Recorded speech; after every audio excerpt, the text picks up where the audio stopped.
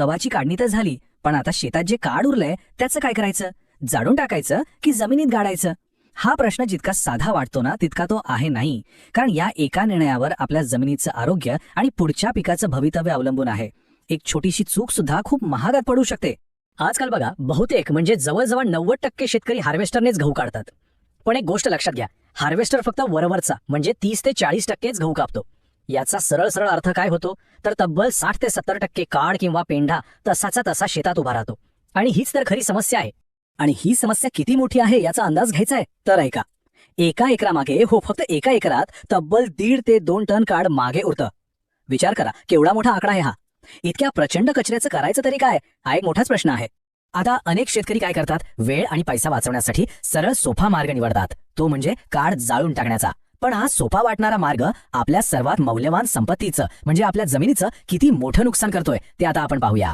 सगळ्यात पहिलं आणि सगळ्यात मोठं नुकसान, काड जाळल्यावर जी उष्णता निर्माण होते त्यामुळे जमिनीमधले आपले मित्र म्हणजे जे उपयुक्त जीवाणू आहेत ते सगळे मरून जातात. आणि हे जीवाणू म्हणजे जमिनीचा जीव असतात हे विसरून चालणार नाही.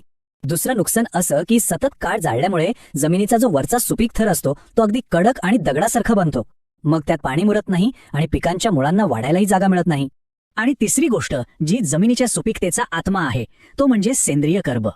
काड जाळलं की हा सेंद्रिय कर्ब अक्षरशः जळून हवेत निघून जातो आणि मग जमिनीची सुपीकता दिवसेंदिवस कमीच होत जाते. मग या सगळ्याचा शेवट काय होतो तर या सगळ्या परिणामांमुळे भविष्यात येणारं पीक कमी होण्याची शक्यता खूप जास्त वाढते. म्हणजे आज वाचवलेला थोडासा वेळ आणि पैसा उद्या आपल्याच उत्पन्नाला फटका देतो. मग यावर उपाय काय तर सगळे कृषी तज्ञ एकमुखाने एकच गोष्ट सांगतात, काड जाळू नका, ते जमिनीत गाडा, याच कचऱ्याला संपत्ती बनवा. चला तर मग आता हेच बघूया की हे काड जमिनीत गाडल्यावर या कचऱ्याचं सोनं कसं होतं. शेतात उरलेल्या याच टाकाऊ गोष्टीला आपण एका मोफत आणि उच्च प्रतीच्या खतामध्ये कसं बदलू शकतो. काड जमिनीत मिसळण्याचे फायदेच फायदे आहेत.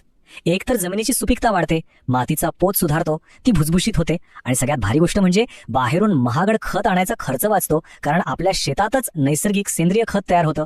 आता मनात प्रश्न येईल की हे करायचं कसं, कारण फक्त काडे जमिनीत दाबून चालणार नाही, ते व्यवस्थित कुजणं खूप महत्वाचं आहे. तर तेच कसं करायचं याची सोपी आणि एकदम प्रभावी पद्धत आपण आता समजून घेऊ. बरं, मग हे काड लवकर कुजवायचं कसं, त्यासाठी अगदी सोप्या 4 पायऱ्या आहेत. चला एक एक करून पाहूया. सगळ्यात आधी रोटावेटर वापरून काडाचे जितके शक्य होतील तितके बारीक तुकडे करून घ्या. दुसरी गोष्ट, शेतात पुरेसा ओलावा हवा म्हणजे जमीन ओलसर असली पाहिजे. तिसरं आणि खूप महत्वाचं, ही कुजण्याची प्रक्रिया फास्ट करण्यासाठी बाजारात मिळणारं डिकम्पोजर म्हणजे जीवाणूंचं मिश्रण त्यात टाका. आणि मग शेवटी साधारण 10-12 दिवसांनी जमिनीची नांगरणी करून घ्या. झालं. पण इथे एक गोष्ट लक्षात ठेवणं खूप गरजेचं आहे, ती म्हणजे वेळेचं गणित. पुढचं पीक लावण्याआधी हे काड जमिनीत पूर्णपणे कुजून मिसळण्यासाठी साधारण 55 ते 60 दिवस लागतात. त्यामुळे गव्हाची काढणी आणि पुढच्या पिकाची पेरणी यात एवढं अंतर ठेवणं फार महत्वाचं आहे. आता एक अत्यंत महत्वाची गोष्ट सांगतो. ही एक टिप जर लक्षात ठेवली नाही तर सगळी मेहनत वाया जाऊ शकते आणि पुढच्या पिकाचं नुकसानही होऊ शकतं. होतं काय की जेव्हा आपण काड जमिनीत गाडतो तेव्हा ते कुजवण्यासाठी जीवाणूंना भरपूर नत्र म्हणजे नायट्रोजन लागतो. मग ते जमिनीतला सगळ्या नत्र वापरून टाकतात आणि त्यामुळे पुढच्या पिकाला नत्राची कमतरता भासू शकते. म्हणून एक गोष्ट नेहमी लक्षात ठेवा, काड गाडताना सोबत थोडा अतिरिक्त नत्र जमिनीत नक्की द्या.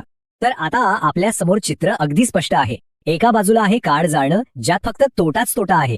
पोषक तत्व नष्ट होतात, जमीन कडक बनते आणि आपली साधन संपत्ती वाया जाते. आणि दुसऱ्या बाजूला आहे काड गाडणं, जे खत बनवतं, पोषक तत्व वाढतात, जमिनीचा पोत सुधारतो आणि आपल्याच शेतात संपत्ती तयार होते. तर मग आता निर्णय सोपा आहे, आपल्या शेताची संपत्ती जाळून टाकायची की तीच जमिनीत रुजवून आणखी वाढवायची.